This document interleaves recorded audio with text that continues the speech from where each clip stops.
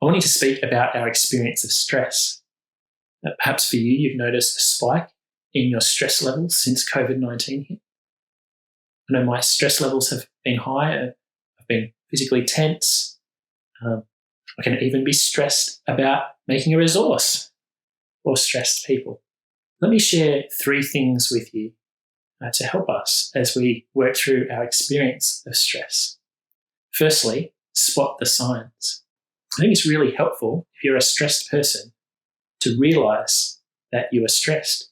And we all experience stress in various ways. Some of us different to others. Perhaps for you, it's preoccupation. That's one I can relate to. Might be your body tensing up. It might be going to particular things for escape when just the weight of everything makes you feel like you're being pushed under the water, like you're going to drown, and you've just got to get out as soon as possible. Interestingly, my kids pick up on my stress, particularly our son. If he helps me do something on the computer and it doesn't work, he's very quick to spot the physical signs of frustration and stress in my body. So spot the signs. The second thing I want to say is God won't let you drown. I think the experience of stress is it feels like the world is on your shoulders and you imagine these worst case scenarios playing out. There's someone recently talk about when it feels like everything's on you. It's like putting your fingers in a whole lot of holes in a tank, for example, and you find that you don't have enough fingers to plug all the holes. It just feels overwhelming.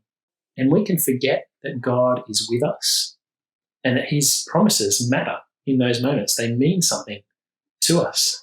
God says to us that he's faithful. He won't test us beyond what we can bear. And when we are tested, when we're under a lot of pressure, he'll provide a way out so that we can endure, so that we can stand up under it.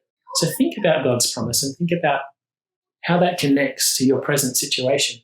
Thirdly, I want to say, share your heart with God. God cares.